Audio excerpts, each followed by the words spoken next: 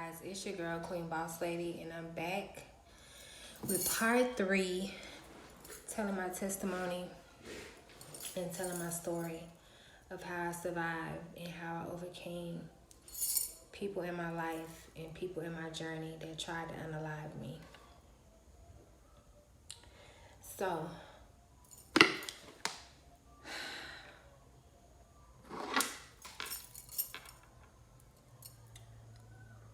at one point, I was trying to get through to him to let him know like how important it is to be in his child's life, and he did not want to comply. But like I said, to the community and to anybody with a listening ear, he would tell them that I wouldn't allow him to see his child. I wouldn't allow him to see his daughter. Now I'm going to explain or really describe the type of woman that I am. I am not the type of woman that would keep a man away from his child. Now, if the man is trying to turn my child against me or has my child in unsafe environments or not wanting to help me discipline, which means not necessarily spanking, but just redirecting the child and letting the child know that, hey, these are do's and don'ts. This is the right way to go about doing things, and this is the wrong way to go about doing things. Because I do remember I had that issue one time with my other child's father. He did not want to correct his daughter. He didn't. And I'm like, you don't have to spank her, but you do need to correct her when she's wrong. So back to my baby daddy, back to the person that tried to unalive me. So one night, I was living in the projects, and there was this party going on in the hole. Like I said, I didn't know these people. I wasn't trying to get to know these people. I knew that I was just passing through. I knew that, God wanted me there for a specific reason and for a specific assignment, and I just knew I wasn't going to be there long. But one night they were having a party, and I was calling him, and he was like, oh, I'm with my friend. And I got tired of him being with this one specific friend. Ladies, pay attention. Pay close attention if a man is always with another man and he's always with a specific man, or he chooses, like, there's nothing wrong with going hooping with the guys or hanging with the guys, going out for beers. It's nothing, but when they are together every day and they want to be together and they gotta be together over you, and he chooses to be with this man over you, red flag, big red flag. So I became insecure and kind of jealous of the relationship that he had with a specific male friend of his. Every time I turned around, he was with this man. When I come home from work, this man is in my house. And then instead of him staying with me, because I just got off work, instead of him rubbing my feet, talking to me about my day, he would leave with this man. As if you've been with this man all day. So things like that were going on, and I had came to my breaking point.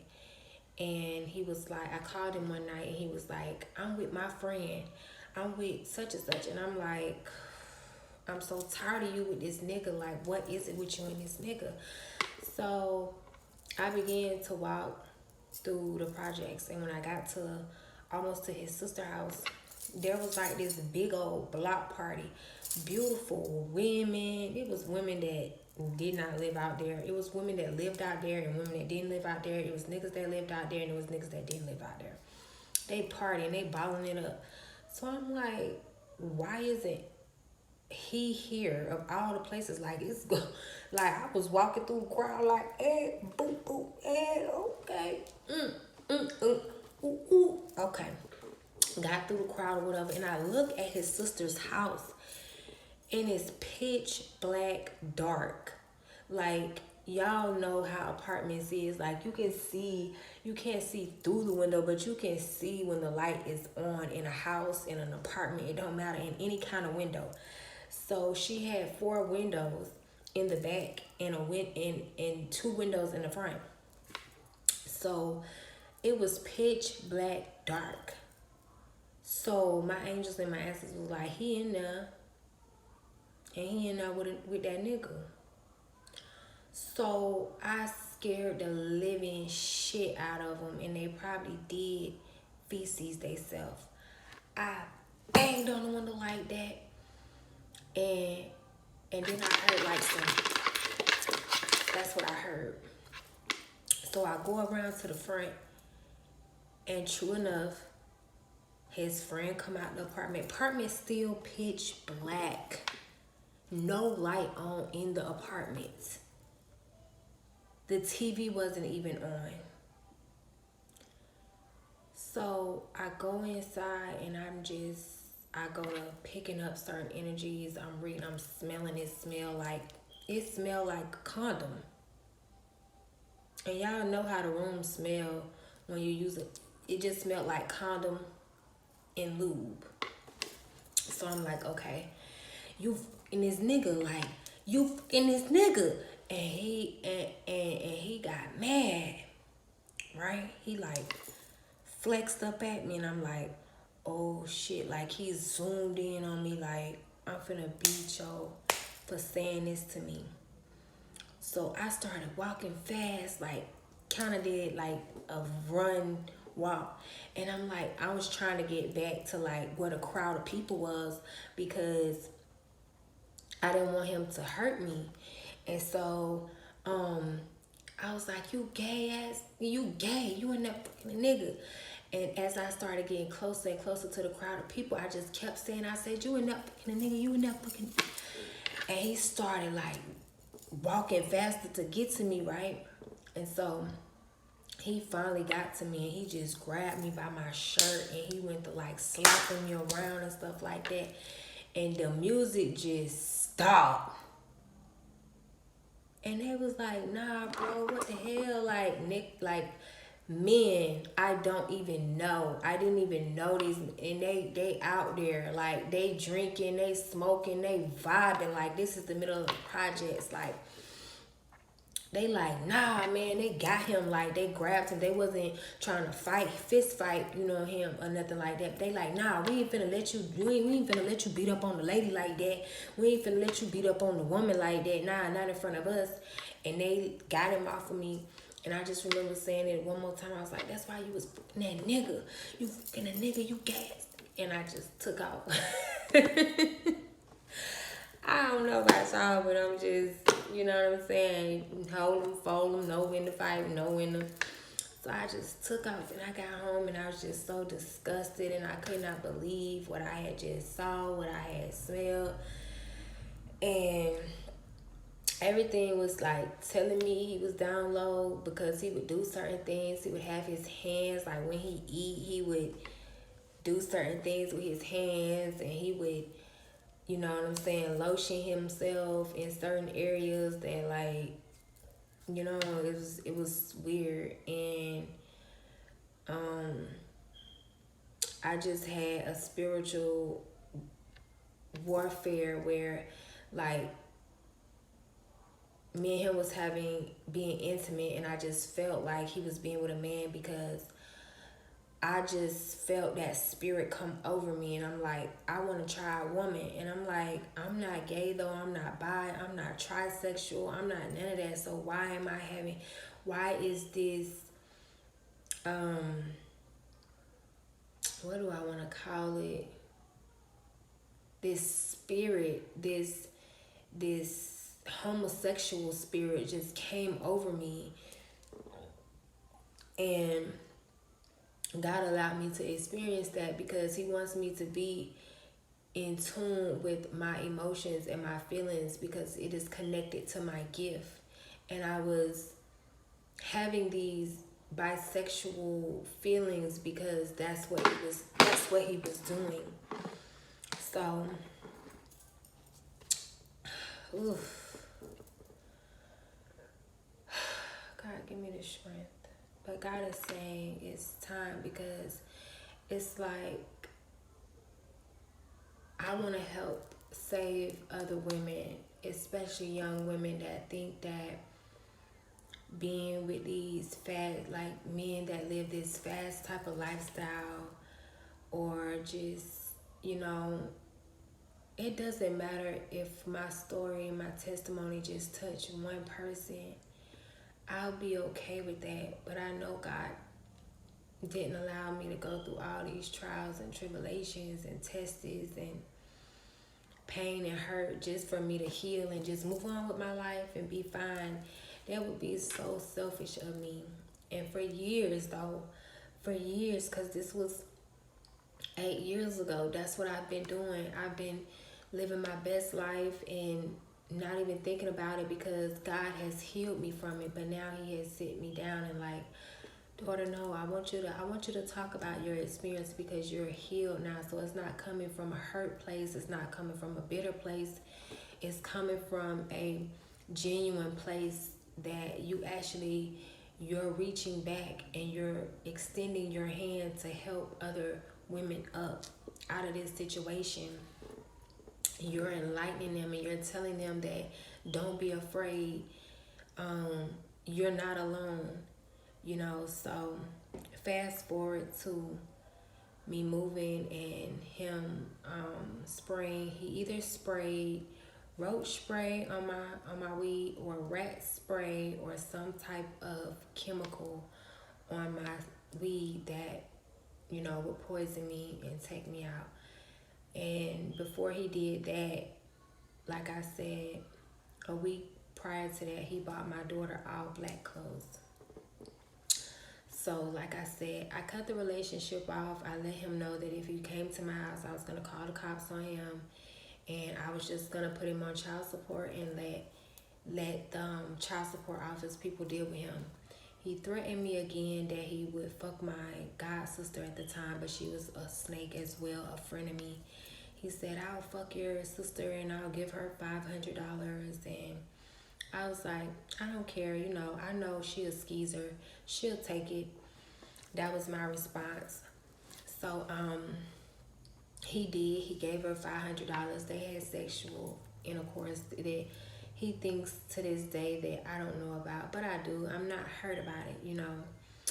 So, he went off to marry the girl that, you know, he was seeing that was in the projects or whatever, and I just moved on with my life.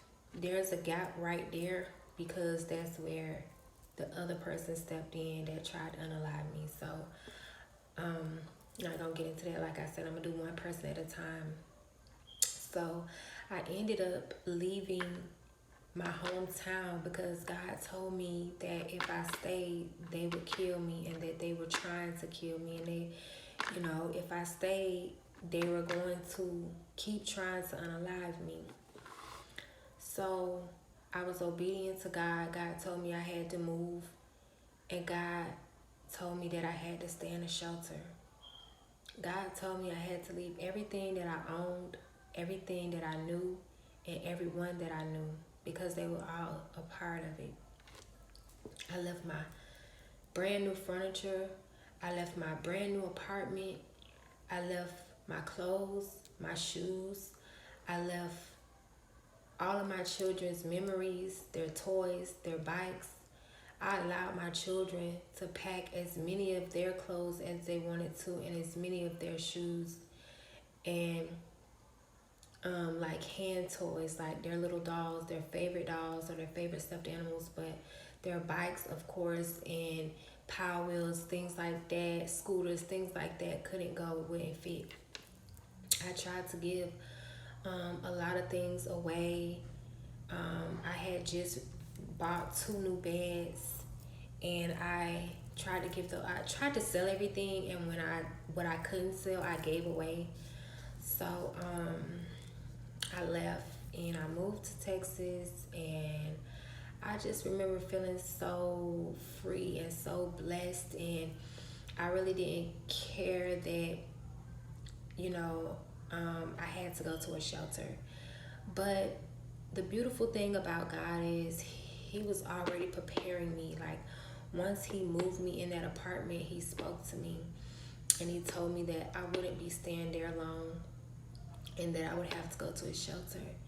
And this is just the honest truth. Like, I'm just giving it to you straight up. I broke down and I started crying, and I said, God, I'm gonna do it, but I'm so hurt. I'm so hurt. I gotta go stay in a shelter. I was so hurt. I was so devastated. I cried on my knees for about 2 days. I wept and then I got up and I said, okay, prepare me. And he began to prepare me to make this move. So when that door opened, I walked right through it. I moved to Texas and I got settled in. I didn't know anyone in Texas. I had a high school friend of me that lived in Texas, and me and her were still communicating. God told me not to go around her because she was a snake and she wanted to steal his glory. And so I obeyed him. I did not have a spot at a shelter. So when I got on the road to travel to Texas, I stopped in Alabama and I got me and the kids a hotel. I got us some food. And we just had an overnight stay because I had to get my rest. So I got on the road the next day and we headed out to Texas. When I got into Texas, I didn't really know which way to go. I had enough money for a hotel room for 2 nights. After those 2 nights was up, I didn't have any money. And I asked God, so what do I do now? He told me to go to the police station and they would help me. My friend of me at the time was blowing up my phone because she wanted me to come to her house because she wanted to get God's glory. But God said he wanted to do something in my life that no one had nothing to do with, and that he would get the glory for doing it. So I was obedient to God. When I walked into the police station, they were stunned at my story, at how I left everyone that I knew and left everything that I knew in Florida to come to Texas, Houston, where I don't know anyone. But they didn't waste any time getting on the phones, calling different shelters to get me and my kids a spot.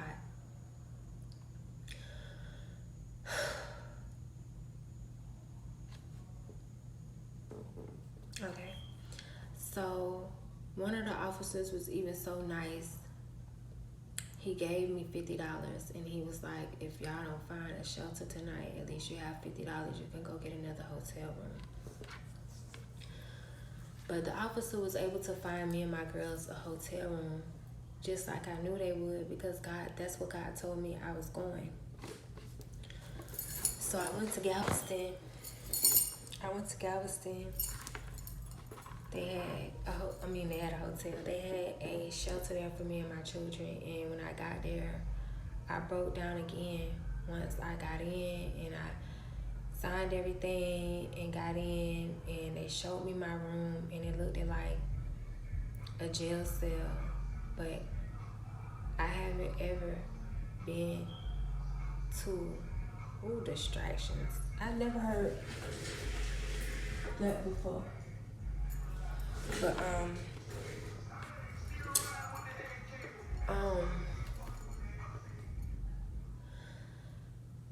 distractions. Take me back where I was talking about.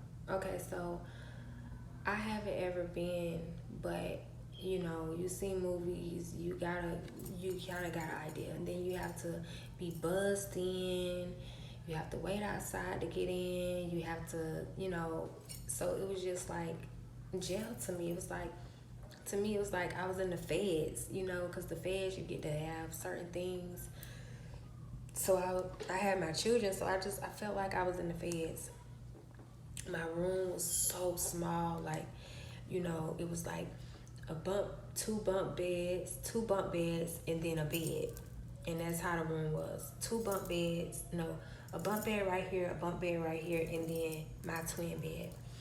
So I broke down again and I began to cry, and I was just laying on the bed, and my children was seeing me, you know, like they had never seen me before. I was really, you know, just crying and crying out to God and weeping, and you know, you think you're ready for something, and until you get in it. And so this lady came knocking on my door, and she was like, girl, why you in here crying? And she was like, girl, you're gonna be okay, you're not gonna be in here long, you're fine, you're beautiful, you're amazing. I just remember sitting up, and I'm like, you know, God told me I was gonna go through this, so I should be fine. So that was the case. I was fine. I ended up getting my own place. I ended up getting a job. I was doing so good.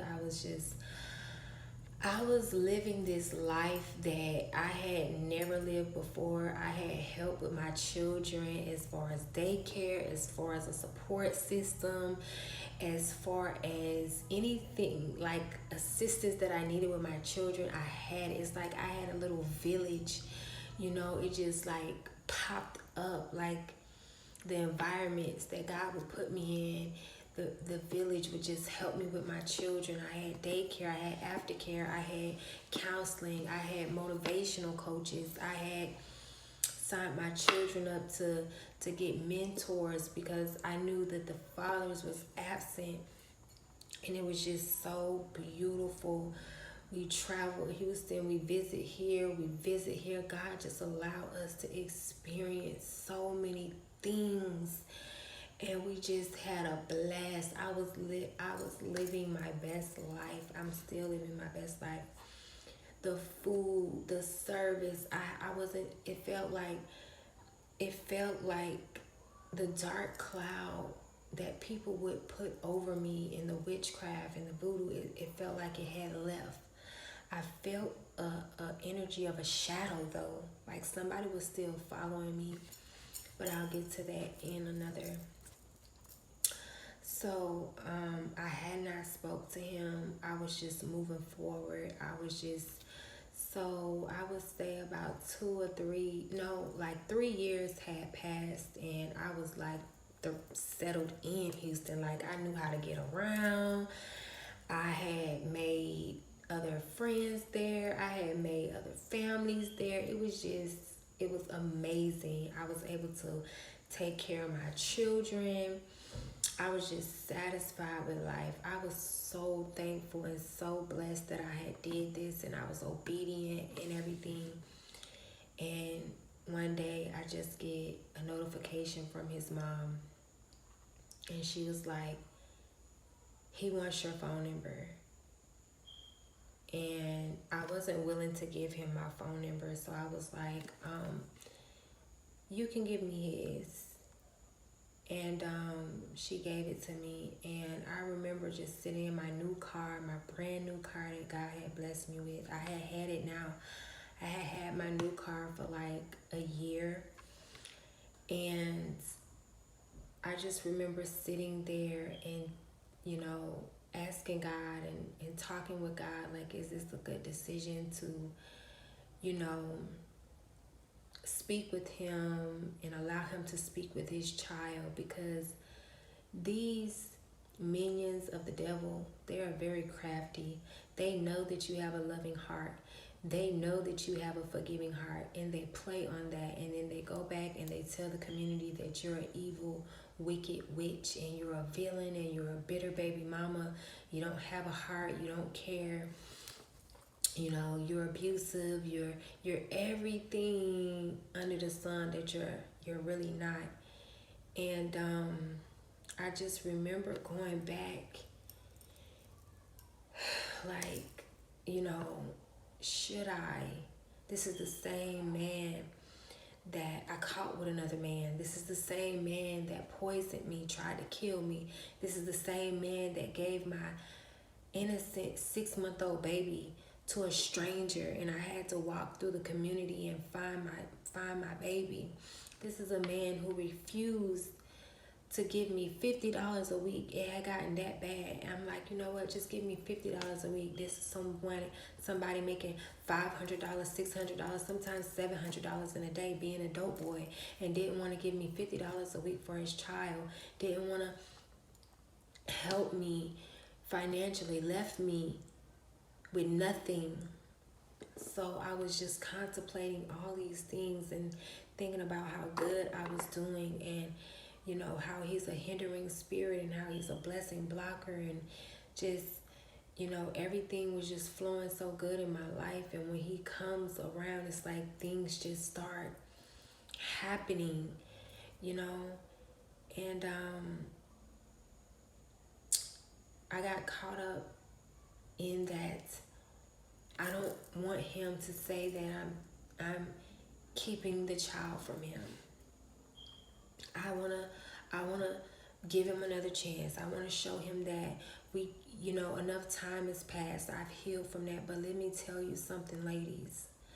Don't ever go back to somebody that played with your soul, that played with your time to leave. Don't ever go back to somebody that wants to play God in your life, and they decide when you're happy, and they decide when you eat, and they decide when your bills get paid, and they decide if you look like a clown or a fool out here in these streets, and they decide when they're ready to check you up out of here. Don't ever go back to somebody like that,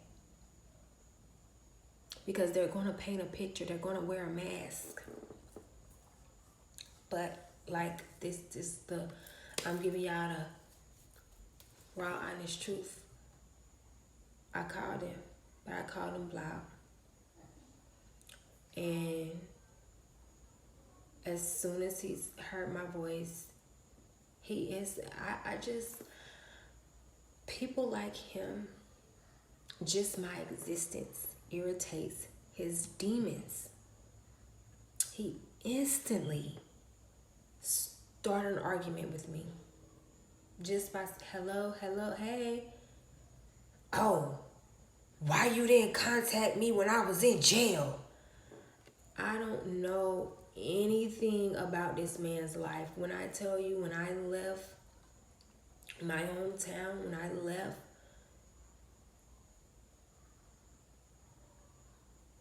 I didn't look back. I didn't peek back and check his Facebook. I didn't peek back and see what was going on with him. I didn't try to connect no dots. I didn't do any of those things. Any of those things. I remember one time, I think, I don't know, but so I don't know what has transpired in his life. I don't know what's going on in his life. I don't know what's happened in his life. But that's the first thing he said to me. Why didn't I write him when he was in jail? And I said, why didn't you give me and your baby a ride when you saw us walking? Well, how my baby do? Yeah, he got right up off of that subject. And people to this day, they don't understand why and how. Like, soon as I see a red flag, I'm gone. I don't wait to more red flags. I don't wait to more. Because I've learned my lesson with these people right here. That's why I'm thankful for them. I'm grateful for them, because they showed me my strength, and they made me a stronger woman. They made me a stronger spiritual being. They made me a stronger warrior woman for God. Thank you. So yeah, he didn't want to answer that question. And just like I told him, I had no acknowledge that you were in jail. I don't know what's going on with your life. I don't try to keep up with your life. That's not why I'm living, to keep up with your life. I've moved on with my life. Now, if you want to argue, I will just end the call right now, and that's why I called you blocked, so you don't have my number. So he hurried up and threw some magic on his face, threw some magic in. Oh, well, how my daughter's doing. That should have been the first thing. Being that you have not seen, your daughter is 4 years old now. You haven't seen her in 3 years. That should have been the first thing you asked about, or not thing, but the first person you asked about. But the first thing you asked about was, why didn't I write you when you was locked up? Because you know why? He is self-centered. He is a narcissistic person. He does not care for himself. He does not care for himself. And God is bringing me, God is saying, you forgot a part. This man don't care about his health. You could tell him, listen, this person right here, they got herpes, and he'll be sleeping with them the next day. So I literally, when I stopped sleeping with him, I stopped sleeping with him. And I made it clear. Okay? So I'll be back for part 4.